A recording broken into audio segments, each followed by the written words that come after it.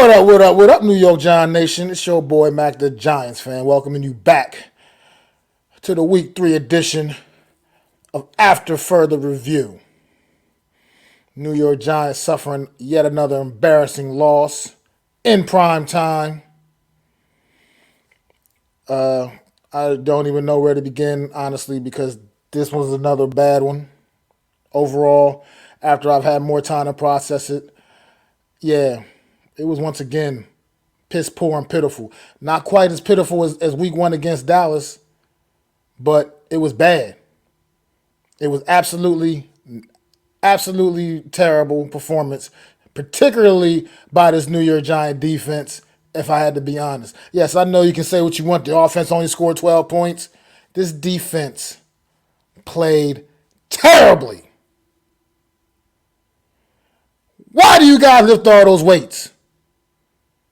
What the hell do y'all get paid the millions of dollars you get paid to do? And you can't even tackle somebody. Christian McCaffrey, Deebo Samuel, George Kittle.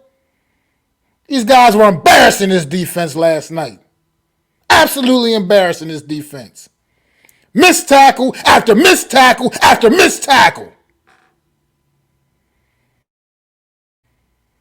I was exhausted last night on the aftermath, but I'm wide awake right now, and I'm a little fired up because there's no excuse. You get paid to tackle the ball carriers, yet they were just running through your damn arms all night long.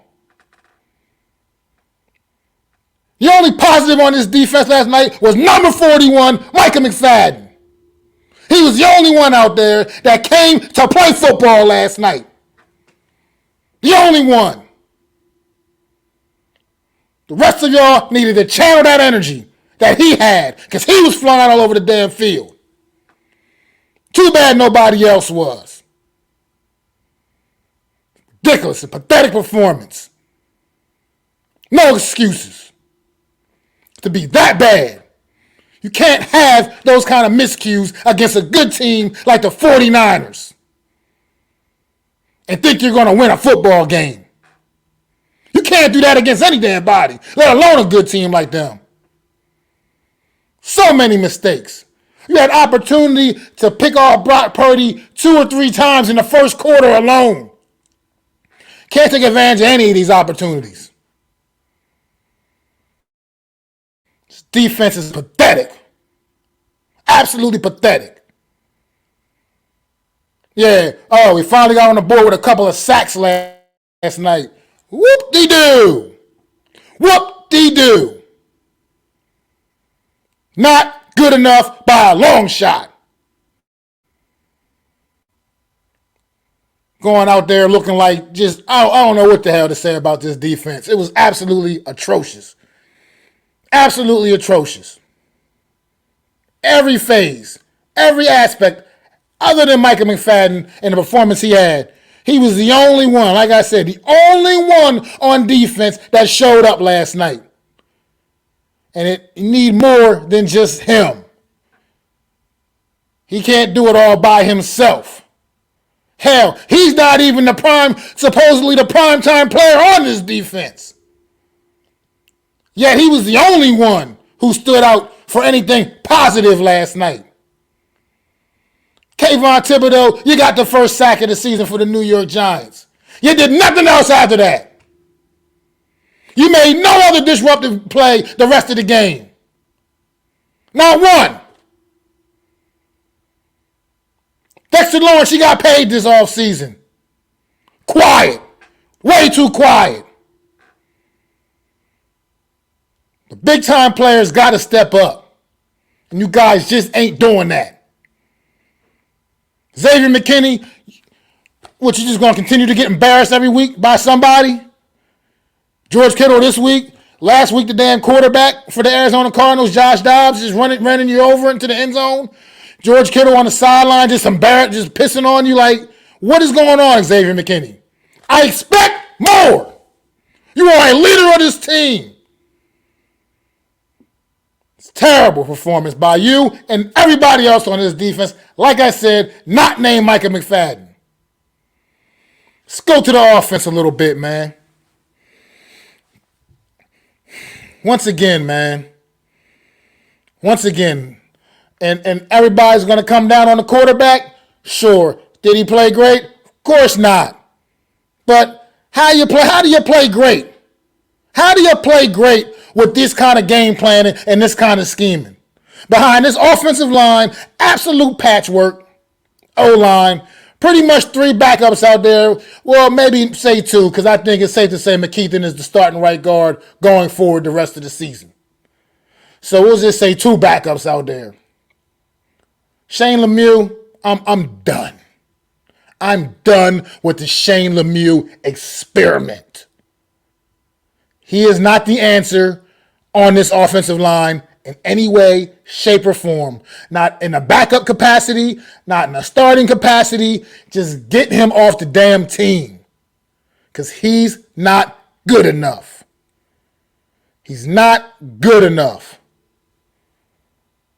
But I got to try to dig deep and find some positives. Where it wasn't obviously nowhere near a flawless performance. Not even remotely. It wasn't even a good performance. Take away a couple things from this O-line last night. Got a couple young guys who I think we can start kind of developing and moving forward with to try to make this offensive line credible. Get Andrew Thomas back healthy. Get Brederson back healthy. You know, let's start getting the Zudu some more work out there, maybe even at right tackle if that's the case. Like I said, Marcus McKeithen, once again, also another overall not horrible performance, all things considered. You're only in your second start against a defense of this caliber. You asserted yourself pretty decent for the most part. Far from the biggest problem on that O-line last night. So let's start. We got a couple guys that look like they can be players on this offensive line. Let's start getting them mixed into the fold, man. Like I said, get Andrew Thomas back out of left tackle. Maybe start trying to get maybe Azudu some work at right tackle because he seems to have better footwork than Evan Neal. Seems to be better suited for the tackle position than Evan Neal right now. Maybe get Evan Neal kicked in the guard, even if that's on the left side next to Andrew Thomas. You know, got Marcus McKeithen at right guard. Got JMS at center. Maybe that could be your 5 guys. And maybe that could work. But we got to start putting that together and start figuring that out. Evan Neal, I don't know the severity of his ankle sprain last night, whatever. He rolled his ankle late in the game. So I don't know the severity of that, if he's going to end up missing time or not. I haven't heard anything. So I'm going to assume that maybe he'll be okay. But we got to figure something out. This O-line, it can't do. We can't just have Daniel Jones running for his damn life every game. We can't have that. That can't continue to be a thing. It can't continue to be a thing. Look, Daniel Jones is what he is, and you can feel any way you want about him. But he's definitely serviceable enough, and he has the tools. But you got to give the man some degree of time. He's not one of those guys that's going to create magic behind this patchwork nonsense offensive line. He's not that kind of guy. Matter of fact, there's probably not a lot of guys that can work behind this offensive line, to be honest. But he's not that guy that's going to create magic behind in this situation. You got to figure something out up front. And I'm going to tell you something else last night, coaches, because I'm going to put this one on y'all again, coaching staff. This great coaching staff. How the hell are you going against a team like the San Francisco 49ers in their home stadium, in their home opener, and you run the ball 11 times? How do you give up on the run game so quickly? How do you just abandon it? Non-existent. Every play you're just dropping Daniel Jones back and like a sitting damn duck. He wasn't even able to get going in the run game. He wasn't able to get no runs, get any good scrambles in because the 49ers defense is playing it so well. How? I get Saquon Barkley wasn't out there, but Matt Breida is a more than capable backup running back. You just abandoned the run game and gave up on it. 11 carries in total for the team, not for Matt Breida, for the team. 11 carries. The flow of this game did not dictate you needing to abandon the run game. And that made us too one-dimensional, and it made it that much easier for the 49ers to kick our ass. Get your lives together, coaches, because y'all are failing right now too. It's a collective group failure from the coaches on down to the players. This is not acceptable. You add more talent to this roster, and yet we seem to be taking a step back. Darren Waller, supposed to be the big-time, prime-time player on offense. Brother, you got to make plays. Every pass ain't going to come in perfect. That's what the great receivers do. They make their quarterbacks look good, even in the moments when their quarterbacks ain't the sharpest. And that ball coming in, it came in a little high. It did. It came in a little high, and it came in hot. But you got to make a play on that because of the way this game what this game was dictating at the moment, you needed to make a play. You got to step up and make the play, man. Keep that drive alive. Keep it going. But no, right off of your hands. Daniel Jones throws another interception that bounces off his receiver's hands. Guess what receiver that was? Oh, you, Darren Waller. So now Jones has 4 interceptions on the season, and 3 of them bounced off of his receiver's hands. But, it's all Daniel Jones' fault. Like I said, I know what the kid is. I've made my mind up. My opinion is pretty much formed that he's just an average guy. But damn it, you can win with an average guy if other people are doing their damn job.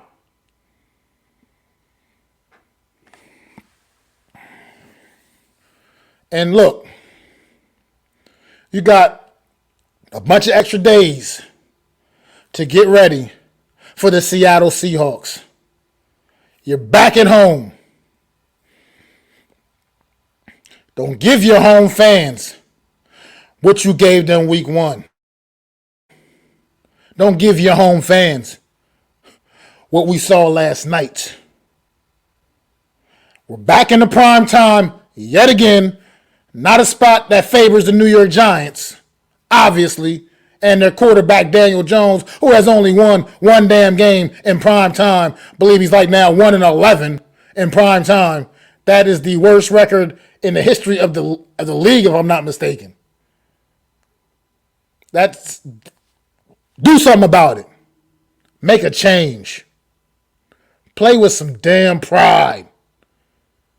And this is my problem with the way the league is set up now anyway.